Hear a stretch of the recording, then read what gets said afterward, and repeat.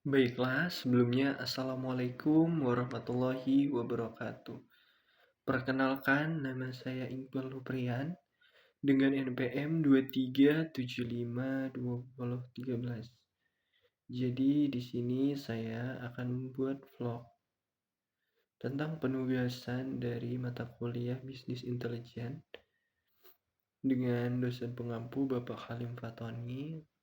Di sini saya akan menjelaskan tentang ETL, yaitu Extract, Transform, dan Load.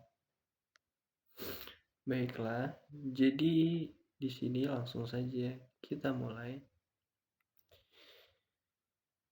Jadi hari ini kita bakal bahas hal yang super penting, tapi sering banget dilewatin sama semua orang yang baru belajar data. Pernah nggak sih kalian dapat file Excel dari atasan atau download data dari internet? Terus waktu dibuka isinya amburadul banget. Ada kolom kosong, format tanggal aneh, nama kolom ngaco, dan sebagainya. Nah, itulah kenapa kita nggak bisa asal langsung bikin grafik. Ada satu proses penting yang harus dilakuin dulu. Namanya ETL, Extract, Transform, Load. Dan buat yang pakai Power BI, proses ini tuh udah jadi bagian sehari-hari. Nah, ayo kita pelan-pelan, santai aja. Kita bahas satu persatu. Oke, yang pertama, apa sih itu ETL? Oke, jadi ETL itu singkatan dari 3 proses utama sebelum data kita bisa analisis. Yang pertama itu extract, yang artinya kita ambil data dari sumber aslinya, bisa dari Excel, dari website, dari database, pokoknya dari manapun. Yang kedua itu T, yaitu transform, yang artinya kita olah datanya, dibersihin, dirafihin formatnya biar bisa dipakai. Terus yang terakhir load, yaitu masukin data ke Power BI biar bisa kita visualisasiin. Nah, kebayang nggak? Coba bayangin kayak lagi masak deh. Kita pergi ke pasar dulu buat beli bahan. Nah, itu tuh masuk ke ekstrak. Terus di dapur kita bebersih dulu, kita potong-potong, kita siapkan bumbunya. Itu transform. Baru deh kita masak dan kita sajikan di meja makan. Itu load. Nah, kalau kita langsung masak tanpa nyiapin bahan, hasilnya bisa acak-acakan kan? Bahkan bisa bikin sakit perut, bener nggak? Apalagi kalau nggak kita bersihin dulu, langsung kita makan dari penjualnya aja. Nah, sama juga kayak data. Kalau nggak ada proses ETL, hasilnya analisisnya bisa ngawur. Yang kedua, kita bakal bahas lebih mendalam tentang ekstrak atau ambil data dari sumbernya. Nah, sekarang kita masuk ke tahap pertama, yaitu ekstrak. Di Power BI ini tuh gampang banget. Tinggal klik get data. Nanti kamu bisa pilih mau ambil data dari mana. Mau dari file Excel, bisa dari CSV, bisa dari Google Sheets, bisa juga dari SQL Server atau PostgreSQL atau juga MySQL. Semuanya bisa. Bahkan kamu bisa tarik data dari website pakai URL atau dari API lah. Dan yang paling enak, kamu bisa ambil data dari lebih dari satu sumber. Nah, misalnya nih, contohnya, kamu ambil data penjualan dari Excel, tapi ambil data stok dari Google Sheets, terus ambil data pelanggan dari SQL. Nah, Power BI bisa ngegabungin semuanya jadi satu project. Jadi kita nggak perlu copy paste manual ke satu file dulu. Hemat waktu banget kan? Jelas.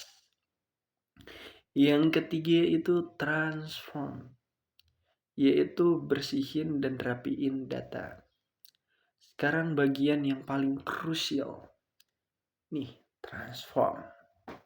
Karena realitanya data mentah itu jarang banget langsung bisa untuk kita pakai. Biasanya kita nemuin kayak yang pertama tuh kita bisa aja menemukan kolom kosong. Kolom-kolom kosong ini bisa kita temukan. Yang kedua, kita juga bisa menemukan format tanggal yang beda-beda. Nama kolom yang aneh-aneh, misalnya kolom 1, Unlimited Edition. Nah, itu kan aneh ya. Lalu ada juga baris duplikat. Huruf besar dan huruf kecilnya juga nggak konsisten. Nah, itu kurang baik. Nah, di Power BI kita bisa pakai fitur Power Query buat ngerapiin semua itu. Nah, Power Query ini bisa dibilang adalah dapur utama dari si Power BI buat urusan bersih-bersih data. Contoh nih, kamu ya bisa buat ubah nama kolom biar lebih jelas. Hapus kolom atau baris yang nggak penting. Bisa juga kamu ngegabungin dua tabel berdasarkan ID tertentu. Ganti format angka nih, misalnya dari Rp 10.000 jadi 10.000 tanpa titik dan Rp. Bikin kolom baru dari perhitungan tertentu. Dan kerennya, semua langkah yang kamu lakuin di Power Query dicatat otomatis sebagai step. Jadi kamu nggak perlu ulang dari awal tiap kali datanya diupdate. Misalnya nih, minggu depan file Excel-nya diganti isinya. Power BI bakal jalanin ulang semua step transform yang udah kamu buat secara otomatis. Gimana? Canggih banget nggak sih Power BI digabung dengan Power Query ini? Lalu yang terakhir ada load. Masukin data ke Power BI. Oke, sekarang datanya udah bersih. Tinggal satu langkah lagi nih. Load, yaitu masukkan data itu ke model Power BI. Gimana sih caranya? Nah, caranya itu kita klik aja tombol close dan apply di Power Query. Habis itu, semua data yang udah kamu transform bakal muncul di panel Power BI. Siap buat kita bikin jadi visualisasi. Nah, kamu bisa langsung bikin grafik batang. Kayak grafik line chart, grafik pie chart, tabel integratif, slicer, dan bahkan dashboard yang bisa difilter dengan mudah. Setelah proses load, kamu udah siap presentasiin data itu ke bos kalian, ke klien kalian, atau tim kalian untuk meeting. Nah, kenapa sih ETL itu wajib banget? Mungkin ada yang mikir, lama amat sih, mending langsung aja bikin grafik yang eh, bikin grafik yang bikin grafik aja langsung, gak usah pakai ETL, ngapain, gak penting gitu kan, biar cepet aja gitu. Hati-hati ya, kalau kamu skip proses ETL, bisa-bisa grafik yang kamu buat isinya salah total. Ada total penjualan yang double karena duplikat, ada grafik yang penurunan penjualannya karena tanggalnya juga salah, atau insight yang diambil ternyata cuman karena format datanya kacau. Jadi ingat ya, visual yang keren itu bukan cuman soal tampilannya doang, tapi juga soal kebenaran datanya. Dan itu semuanya dimulai dari proses ETL yang baik. Nah, sekarang kamu udah tahu ya, ETL itu proses yang kelihatannya teknis, tapi sebenarnya krusial banget buat kerjaan yang analisis data. Ingat, 3 langkah penting.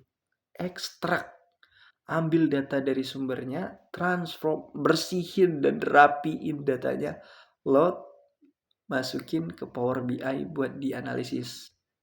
Kalau kamu udah terbiasa pakai proses ini, kerjaan kamu bakal lebih rapih, lebih cepat, dan lebih akurat. Baiklah, mungkin sekian saja vlog yang dapat saya sampaikan. Saya akhiri, wassalamualaikum warahmatullahi wabarakatuh. Terima kasih.